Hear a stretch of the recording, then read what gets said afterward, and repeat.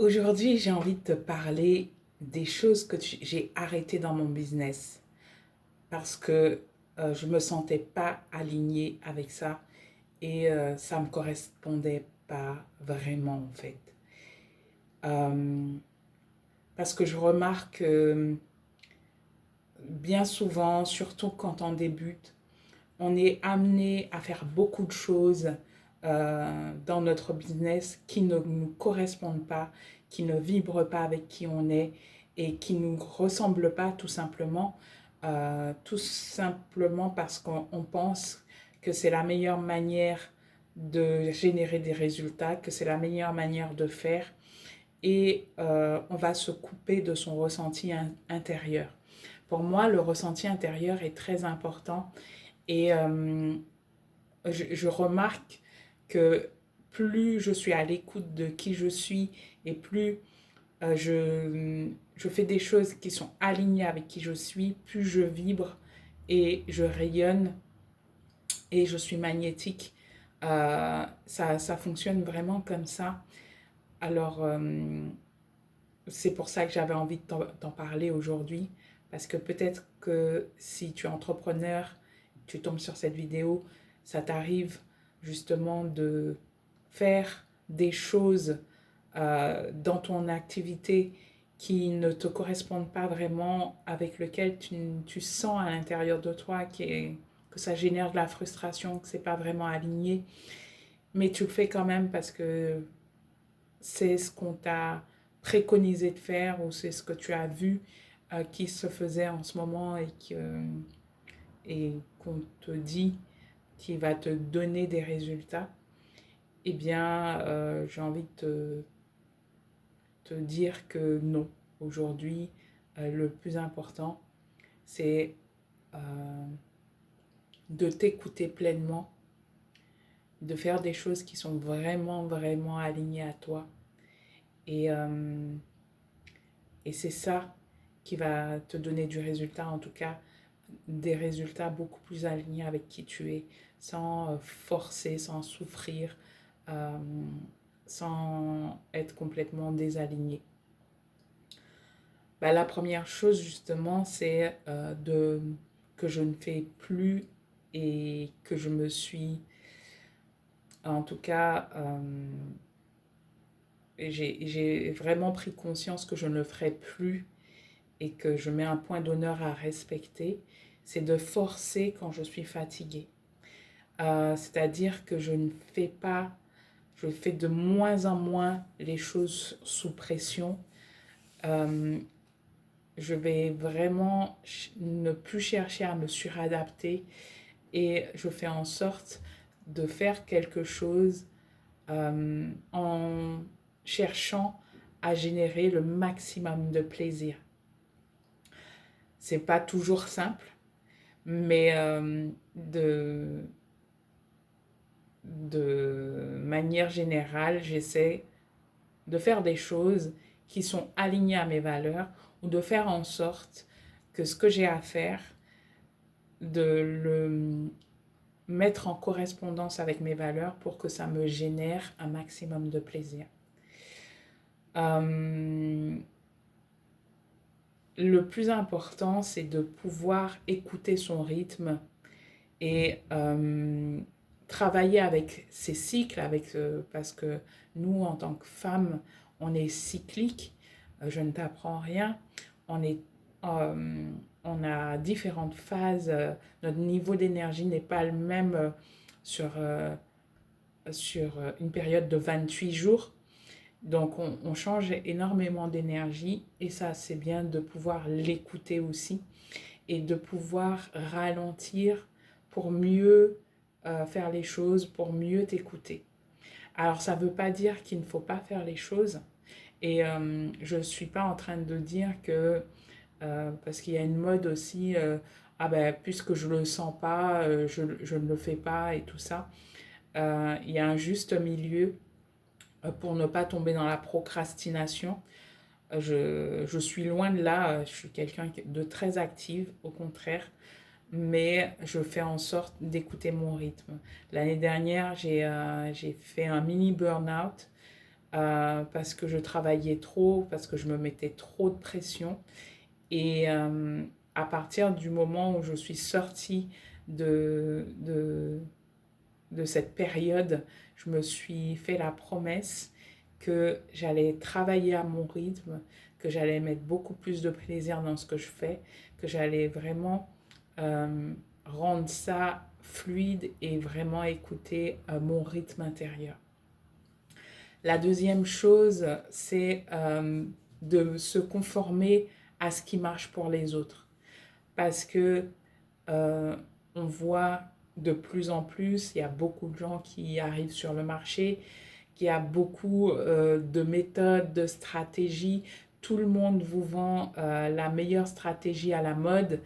Tout le monde a des solutions miracles et on est un peu dans, si on se laisse happer par ça, on est vraiment, on rentre dans le syndrome de l'objet brillant et on veut tout essayer, euh, on veut tout tester, on a l'impression que cette méthode sera mieux qu'une autre et ainsi de suite. Et on peut se perdre en fait dans des stratégies rigides, des tunnels de vente froids, vraiment et puis des discours complètement déconnectés de qui tu es, de ton essence. Et, euh, et en fait, euh, il est important pour moi de revenir à la base, de ne pas appliquer des choses qui ne correspondent pas à ton énergie, qui ne correspondent pas à ce que tu aimes faire et qui vont à l'encontre de tes principes et de tes valeurs. Euh, il faut bien faire la distinction, comme je le disais tout à l'heure, que ça ne soit pas, euh, que tu ne te laisses pas emporter par tes peurs et que au final tu mets un raisonnement logique sur une peur en disant oui mais c'est pas fait pour moi et tout ça, mais en fait c'est juste parce que ta peur et t'es pas confortable avec ça. Bien sûr il faut faire cette distinction et sortir de ta zone de confort, c'est important, mais et toujours tester, c'est vrai, c'est important de tester avant de pouvoir se dire que quelque chose n'est pas fait pour soi.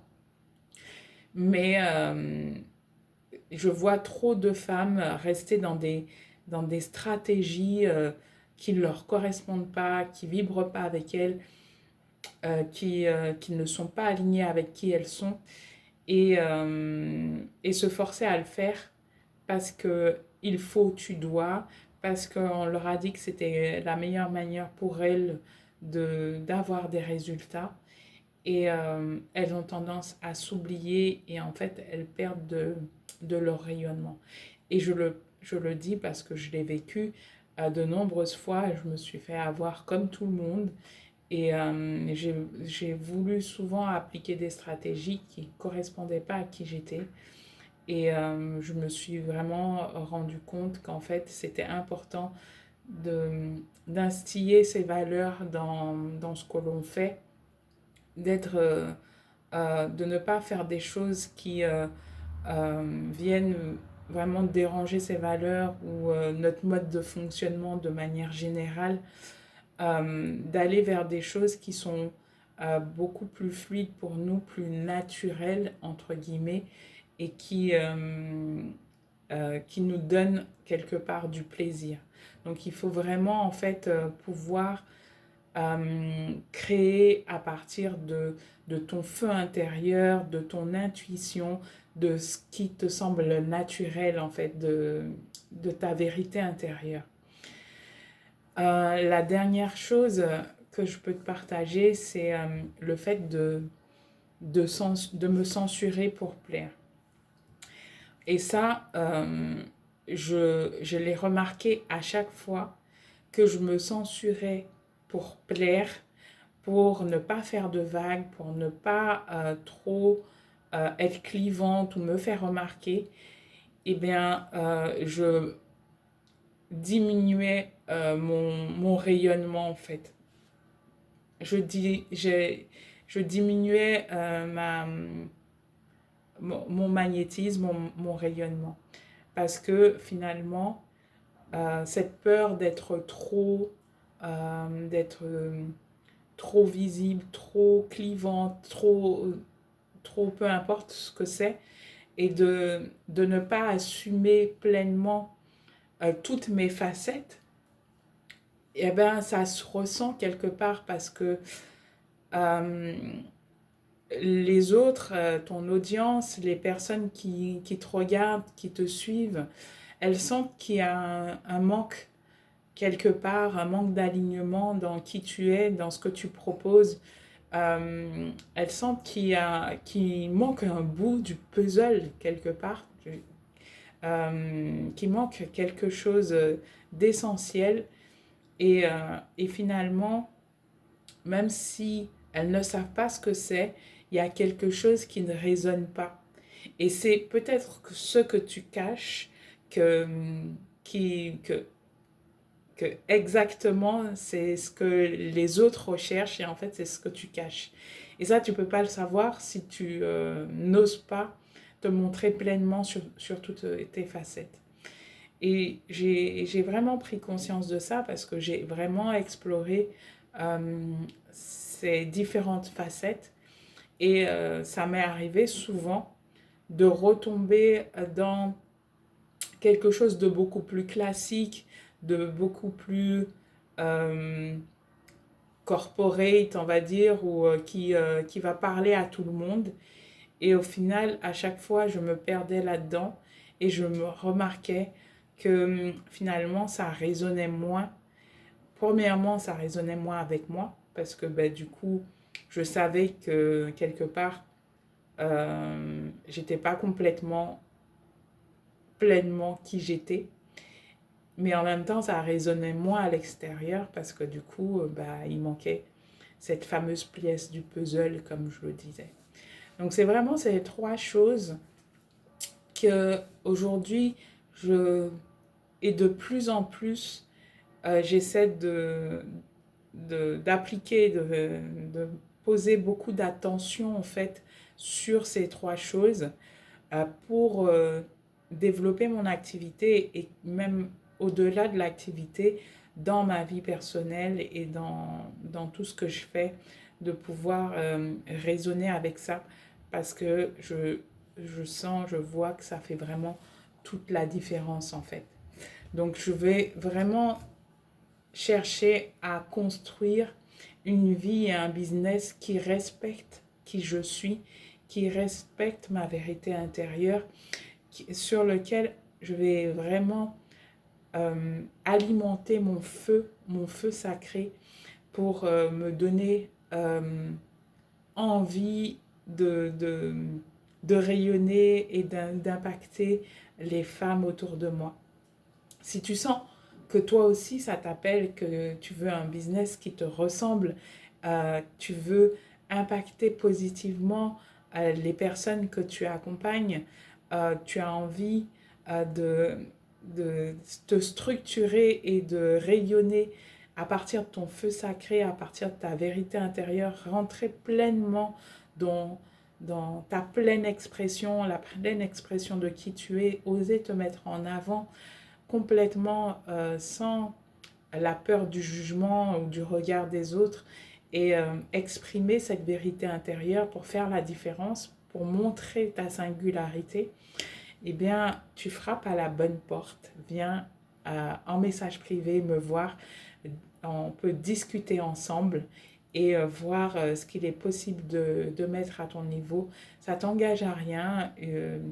Ça, on peut prendre le temps de se faire un appel et de discuter ensemble de ta situation et voir un petit peu euh, où, euh, où est-ce que tu veux aller et comment mettre les choses en place dès aujourd'hui pour te permettre d'avancer. Et sur ce, je te dis à la prochaine vidéo.